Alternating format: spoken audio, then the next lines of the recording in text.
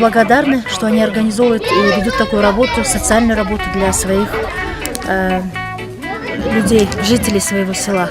И посредством этого мы тоже, наша компания Молблак-Финанс оказала такую помощь, как предоставление им канцелярских товаров для обучения.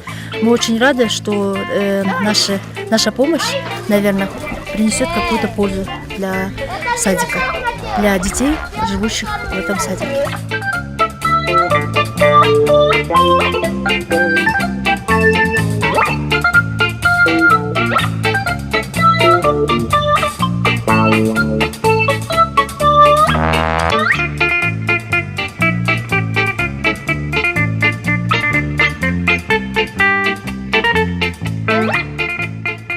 Комитет при Таштубинском Айлюкнуту открыл детсад с понедельника этого месяца в урочище Кызылбелес.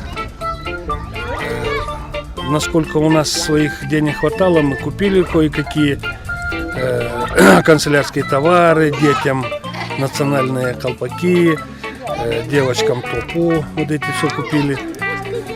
Потом наши кураторы помогли в этом отношении. А то, что предоставила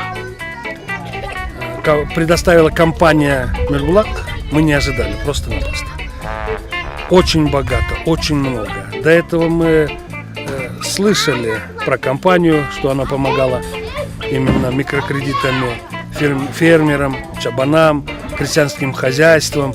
Но что вы еще и зацепили обучение наших детей, именно Надежда, это я очень благодарен в этом отношении. А то, что вы преподнесли нам, это все ожидания наши.